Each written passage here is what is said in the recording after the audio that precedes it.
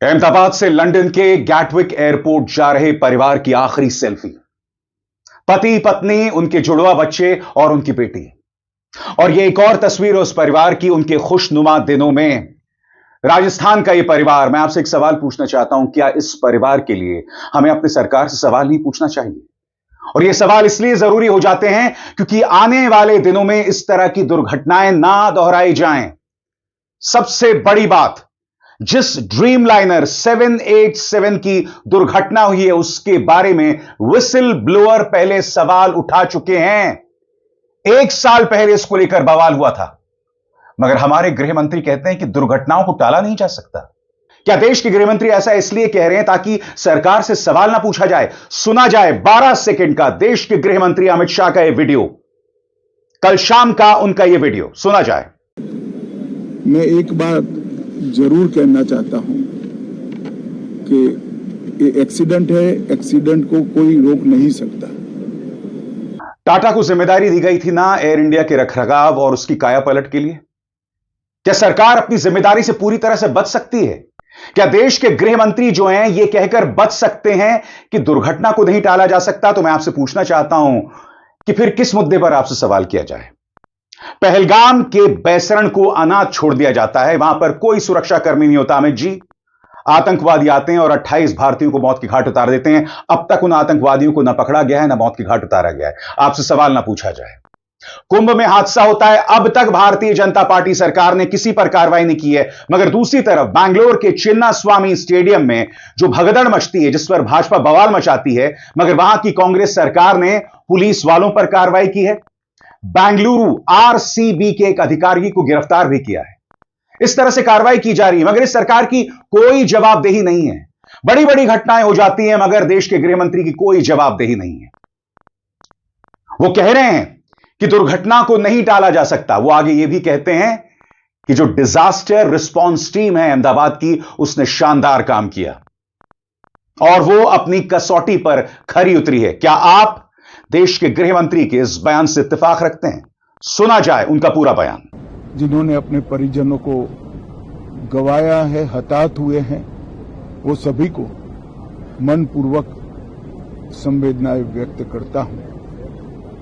मैं एक बात जरूर कहना चाहता हूं कि ये एक्सीडेंट है, एक्सीडेंट को कोई रोक नहीं सकता, परंतु 365 दिन 24 घंटा इस तरह की घटना के लिए प्रशासन का जो अलर्टनेस है, उसकी कसौटी उसी वक्त होती है जब ऐसी घटनाएं होती है। और आज गुजरात के डिजास्टर मैनेजमेंट की तैयारियों का एक प्रकार से दुर्भाग्यपूर्ण तरीके से मगर कसौटी हुआ और बहुत त्वरा के साथ यहां पर काम किया गया, वो पूरे देश के मीडिया के सामने और परिजनों के सामने भी आया है। जैसे मैंने कहा ना, इस सरकार में सवाल ही नहीं पूछे जा सकते। एक के बाद एक घटनाएं, दुर्घटनाएं, आतंकवादी हमले हो जाते हैं, मगर पूरी तरह से फील्डिंग करता है मीडिया सरकार के लिए। और खुद सरकार का जो तंत्र है वो उन लोगों पर कार्रवाई करता है जो सवाल करते हैं। मैं आपको एक वीडियो दिखाना चाहता हूं। इस वीडियो में आप देख सकते हैं राम मोहन नायडू, जो कि नागरिक उड्डयन मंत्री हैं, उन्होंने वीडियो डाला है दोस्तों। और संवेदनहीनता देखिए, इन्होंने म्यूजिक के साथ यह वीडियो डाला है।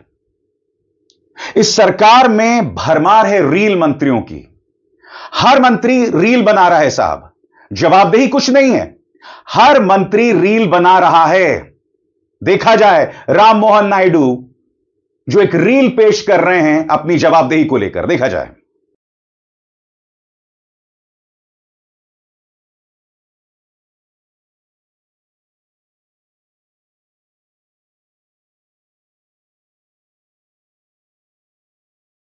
मैं आज सरकार से एक सवाल पूछना चाहता हूं दोस्तों। इस संस्था का नाम है एयर इंडिया एयरक्राफ्ट मेंटेनेंस। क्या आप जानते हैं इसका रखरखाव कौन करता है? इसका रखरखाव करता है Air India Engineering Service Limited, यानी AIESL। और इसका मालिक कौन है? Government of India. इसे मैनेज कौन करता है? Ministry of Civil Aviation. क्या आप जानते हैं AIESL, उसकी बिक्री होने वाली है, उसको डाइवेस्ट किया जाने वाला है, अब तक हुआ नहीं है। एयर इंडिया अपने अधिकतर प्लेन्स के लिए एयर इंडिया एयरक्राफ्ट मेंटेनेंस से जो है सुविधाएं लेता है रखरखाव को लेकर। यानी एयर इंडिया के जितने भी प्लेन्स हैं उसका रखरखाव कौन करता है? एयर इंडिया एयरक्राफ्ट मेंटेनेंस, जो किसके अंतर्गत आता है? भारत सरकार के अंतर्गत, मिनिस्ट्री ऑफ सिविल एविएशन के अंतर्गत। बताइए साहब, सवाल भी ना पूछा जाए। सबसे बड़ी बात, टाटा के अंतर्गत अब एयर इंडिया आता है। क्या सरकार को लगता है कि टाटा को इसका जिम्मा सौंपकर उसकी जिम्मेदारी बच जाती है? कल ही आपको मैंने अपने मंच पर बताया था कि जब से टाटा के तहत यह जिम्मेदारी आ गई है उसके बाद से लगातार शिकायतें बढ़ गई हैं। एयर इंडिया के प्लेन्स के बारे में शिकायतें बढ़ गई हैं। और सबसे बड़ी बात दोस्तों, ड्रीमलाइनर 787, इस पर एक विसिल ब्लोअर ने आज से करीब 1 साल पहले बवाल किया था और कहा था एक बड़ी दुर्घटना हो सकती है, और आज उनकी भविष्यवाणी सही साबित हुई। मैं उसकी चर्चा करूंगा, इंतजार कीजिए, मगर बहुत जरूरी हो जाता है कुछ मानवीय पहलू आपके सामने लाए जाएं। सबसे पहले दोस्तों, आपके स्क्रीन पर यह है रमेश विश्वास कुमार। यह सीट नंबर 11A में बैठे हुए थे और यहां पर आप उनकी तस्वीर को देख सकते हैं। उनका जो चेहरा है चोटिल है। एक चमत्कार में मानो इनकी जान बच गई है। बताया जा रहा है कि जब प्लेन दुर्घटनाग्रस्त हो रहा था वो अपनी सीट से कूद गए थे। अब यह समझ नहीं आ रहा है कि वो किस तरह से बाहर कूदे होंगे, क्योंकि जाहिर सी बात है इसको लेकर कई सवालात के जवाब दिए जाने बाकी हैं।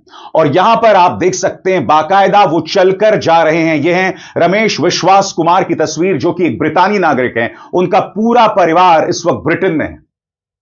गुजराती मूल के रमेश विश्वास कुमार बच गए हैं।